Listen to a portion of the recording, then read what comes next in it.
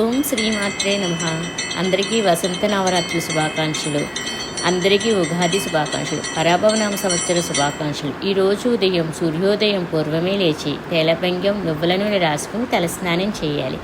సూర్యనారాయణమూర్తికి నమో సూర్యదేవాయ నమః అంటూ అర్ఘ్యం ఇవ్వాలి. నమస్కార ప్రియ అయిన ఆ సూర్యనామూర్తికి నమస్కారం చేసుకుని అర్ఘ్యం ఇవ్వాలి. ఈరోజు విష్ణుమూర్తికి పూజ చేసుకోవాలి. విష్ణు సహస్రనామం చదివితే చాలా మంచిది. ఈ రోజు నుండి వసంత నవరాత్రులు ప్రారంభమవుతాయి. వీటిని గర్భ నవరాత్రులు అని కూడా అంటారు.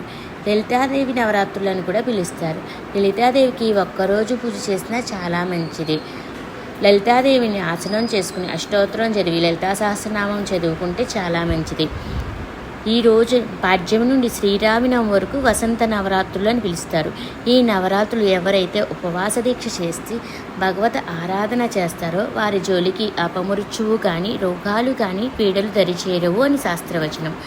అమ్మదయ ఉంటే అన్నీ ఉన్నట్లే అని గణపతి పూజ చేసుకుని అమ్మవారికి షోడశ ఉపచార పూజ చేయాలి. ఆ విధంగా అమ్మవారికి కుంకుమ పూజ చేసుకుని ప్రసాదంగా చనివిడి వడపప్పు పానకం నైవేద్యంగా పెట్టుకోవాలి. బెల్లం పరిమాణం కానీ బెల్లం పాయాసం కానీ నైవేద్యంగా పెడితే మంచిది.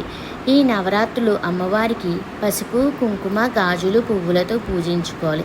శ్రీమాత్రే అంటూ నమః అనుకుని పూజ చేసుకుంటే చాలా మంచిది. ఈ రకంగా 9 రోజులు పూజ చేసుకోకపోయినా ఉదయం సాయంత్రం దీపం పెట్టుకుంటే చాలా మంచిది. ఈ నవరాత్రులలో అమ్మవారికి గోరింటాకుతో పూజ చేసి ఆ గోరింటాకు తర్వాత మనం పెట్టుకుంటే మంచిది. అష్టోత్తరంతో ఈ గోరింటాకు పూజ చేస్తే చాలా మంచిది. సౌభాగ్యం నిలుస్తుందని చిహ్నం. పెళ్లి కాని అమ్మాయిలు కూడా చేసుకుంటే మంచి వరుడు వస్తారని నమ్మకం. అమ్మవారికి సంబంధమైన స్తోత్రాలు చదువుకుంటే చాలా మంచిది. అంతేకాకుండా ఇవాళ ఉగాది పచ్చడి తినే ముందు ఈ శ్లోకం చదువుకుని ఉగాది పచ్చడి తింటే చాలా మంచిది.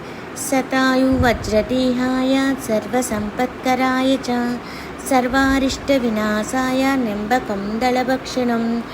ఈరోజు ఉగాది పచ్చడి నివేదించి మనము కూడా స్వీకరించాలి.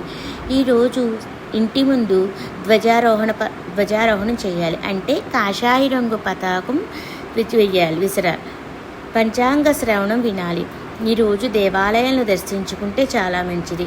గ్రామ దేవతలకి చనివిడి వడపప్పు పానకం నివేదించి జాకెట్టు ముక్క పసుపు ముక్క సమర్పిస్తే చాలా మంచిది. అవకాశం ఉన్నవారు చీరలు కూడా సమర్పించుకోవచ్చు. ఈ విధంగా ఈరోజు తప్పనిసరిగా పూజ చేయవలసింది గోపూజ. ఈరోజు గోప్రదక్షిణం చేసి గోపూజ చేయాలి. ఈ గోగ్రాసం పెట్టాలి. పంచాంగ శ్రవణం సర్వపాపహరం. చల్లటి మంచినీరు కొత్త వస్త్రాలు విసనకర్రలు మజ్జిగ వంటివి దానం చేస్తే చాలా మంచిది.